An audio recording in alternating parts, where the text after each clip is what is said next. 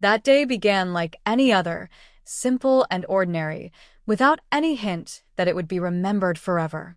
I was on my way to visit my closest friend, someone whose house had always felt like a second home to me. We had grown up together, sharing afternoons filled with laughter, mischief, and secrets that only best friends could understand. Stepping into his home always brought me comfort, the familiar smell of freshly cooked food drifting from the kitchen, the echo of voices filling the hallways, and the warmth of his family's welcome. But that afternoon was different. My friend was busy in another part of the house, running errands for his mother, leaving me waiting in the living room.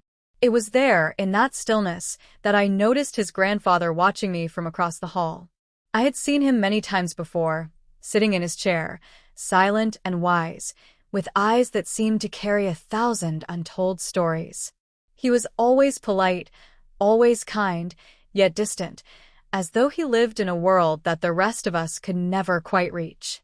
On that day, though, something in his gaze felt different. It wasn't the casual acknowledgement of a family elder. It was focused, deliberate, lingering a little too long. When he smiled, it carried an intensity that made me shift uneasily, not because I felt unsafe, but because I felt seen in a way I had never been before. "Come here," he said softly, his voice calm but inviting. I hesitated for a moment, glancing back toward the direction where my friend had gone, but curiosity pulled me forward. He gestured toward his room, saying he wanted to show me something he had kept hidden for years, something precious. I followed him, though my heart thudded in my chest with a strange rhythm. The hallway seemed longer than usual, each step echoing in the quiet. His room was dimly lit, the curtains drawn to keep out the afternoon sun. The air was heavy with the scent of old wood, books, and something else, something I couldn't quite place, but which made me strangely aware of myself. He asked me to sit, and I did. He moved slowly, with a deliberate grace, as if every action carried meaning. He brought out a small wooden box from his drawer and placed it on the table between us. Inside were letters, photographs, and trinkets from a time long gone. As he spoke of his past, of travels, friendships, and passions, his voice took on a richness I had never heard before. He wasn't just someone's grandfather in that moment. He was a man with depth, with stories, with a life that pulsed beneath the wrinkles of his skin. I listened, caught somewhere between admiration and fascination. Every time his hand brushed the papers, I noticed the veins running across his skin, the steadiness of his movements, and the strange magnetism that pulled me toward him. His eyes, sharp and searching, often met mine, and when they did, I felt exposed, as though he could see every thought I was trying to hide. At some point, his hand rested on mine. It was gentle, almost casual, but the weight of it sent a wave of electricity through me. I should have pulled away, should have said something, but instead, I froze, caught in the sudden intensity of the moment. The room was silent, except for the faint ticking of the clock on the wall. His thumb brushed lightly against my skin, and my breath caught in my throat. I didn't know what to think.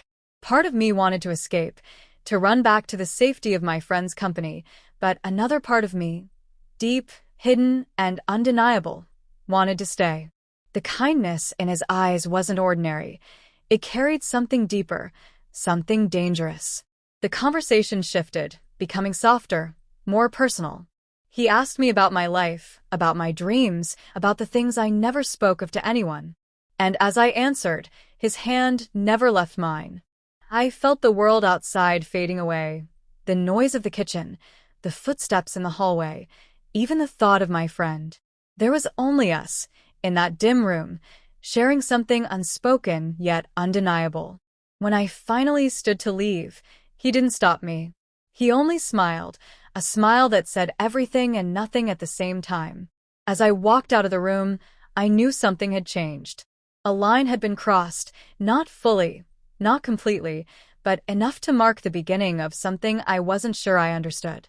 And in that moment, as the door closed softly behind me, I realized that nothing about this visit to my friend's house was ordinary.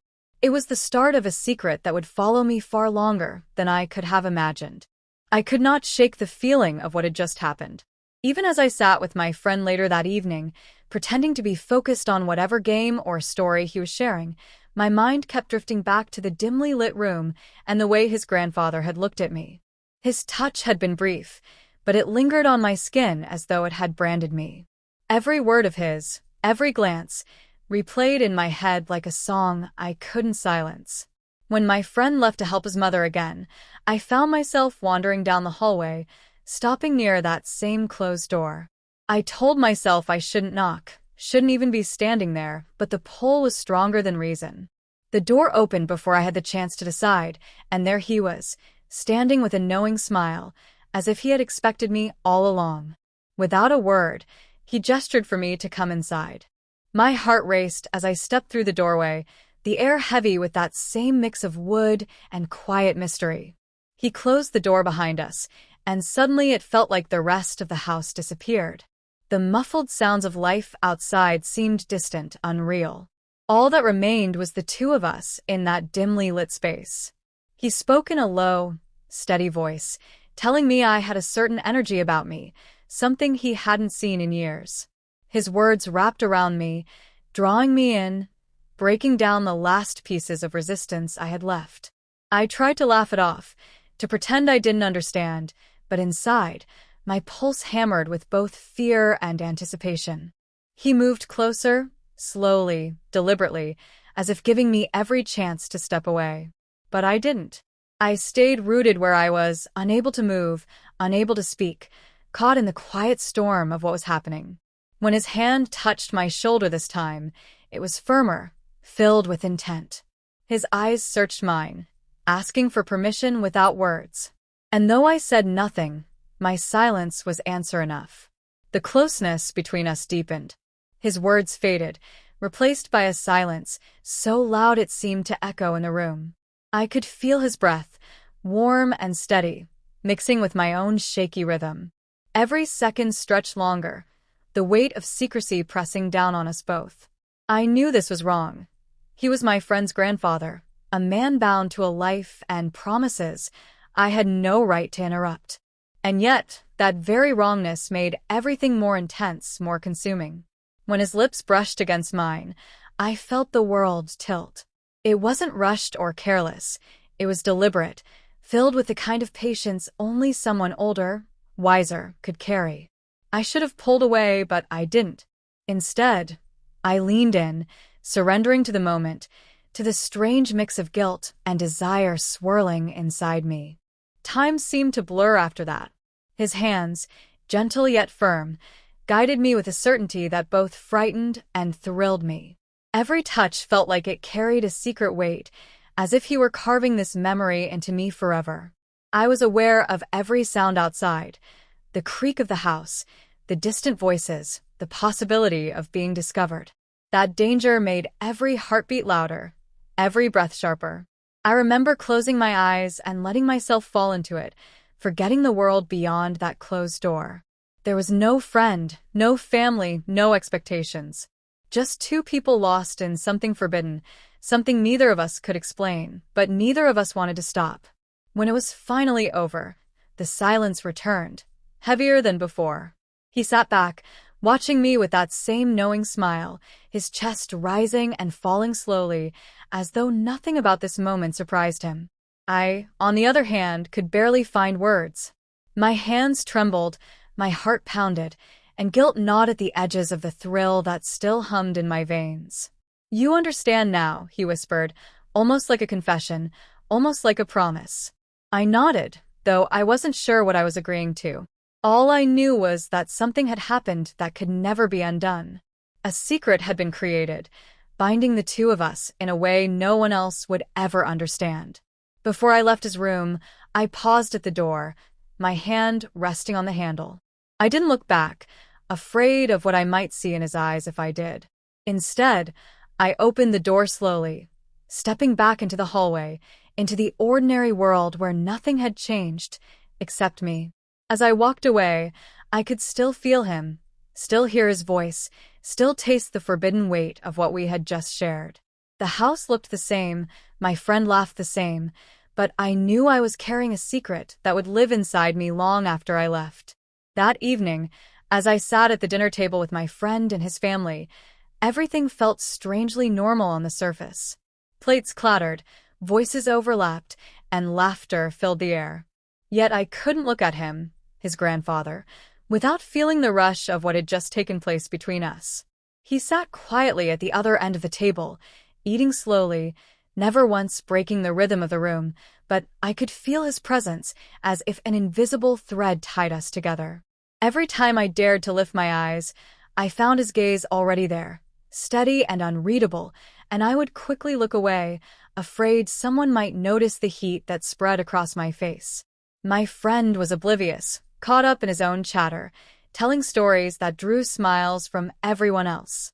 I envied him in that moment, his innocence, his comfort, the simplicity of his world. Mine had been shattered in a single afternoon, replaced with a secret that burned too hot to ignore. Every bite of food tasted heavy, every laugh felt hollow. I was too aware of the man across from me, too aware of what we had done, too aware of the guilt that clung to me like a shadow. When the meal ended, I excused myself quickly, saying I was tired and needed to go home. My friend offered to walk me out, but I insisted I could find my own way. I couldn't risk being alone with him, not while his grandfather's eyes followed me with that calm certainty. I left the house as quietly as I could, the night air cold against my skin, though inside I was burning. Walking home, my mind was a storm. Part of me wanted to erase everything, to pretend the day had never happened. Another part of me clung to the memory, unwilling to let it go, replaying each moment with an intensity that left me breathless. I kept asking myself why. Why hadn't I stopped it? Why had I wanted it so badly? And why did the thought of never experiencing it again leave me with an ache I couldn't name? That night, lying in my bed, I closed my eyes and saw his face. Not as my friend's grandfather, not as the quiet elder I had known for years, but as the man who had reached into the deepest parts of me and pulled out something I didn't even know existed. It was wrong, it was forbidden, and yet it was real. I couldn't deny it. I didn't sleep much. My thoughts circled endlessly, torn between guilt and desire, between shame and the strange thrill of secrecy. In the days that followed, nothing outwardly changed. I saw my friend at school, laughed with him, carried on as though life was normal. But whenever I visited his house again, I felt the shift immediately. His grandfather's eyes would find me, steady and calm, and I knew he remembered just as clearly as I did. We never spoke of it openly, never acknowledged it with words, but in the silence between us, the memory lived. Sometimes he would brush past me in the hallway, his hand grazing mine so lightly it might have been an accident, but I knew better. Sometimes I would catch him watching me, his expression unreadable, as though he was testing me, waiting to see if I would come back to him willingly. Every glance, every unspoken moment, carried the weight of our secret. I often thought about my friend, about the trust he placed in me, the closeness we shared. That trust now felt fragile, as though it could shatter if he ever learned what I had done. And yet, even with that fear pressing against me, I couldn't help but feel drawn back into the pull of what had happened. It was as if a door had been opened inside me, one that could never be closed again. The truth is, I don't know how to name what we shared. It wasn't love, at least not in the simple way people describe it. It wasn't lust alone either, though that was certainly there. It was something more complicated, more dangerous. A forbidden connection that existed outside of the world's expectations, hidden in the shadows where no one else could see. Even now, when I think back to that day, I feel the same mixture of emotions rising in me. Guilt sits heavy, but so does longing. Shame burns, but so does the memory of being wanted, of being seen in a way I had never been seen before. That contradiction is what stays with me the most, the way one afternoon in a quiet house could leave me forever changed. I never told anyone, and I never will. Some stories live best as secrets, carried silently within us. All I know is that one day at my friend's house, behind the closed door of his grandfather's room, I crossed into a part of myself I never knew existed. And though life has moved on, though everything outside looks unchanged, that moment still lingers, quiet and powerful, like a shadow that refuses to fade.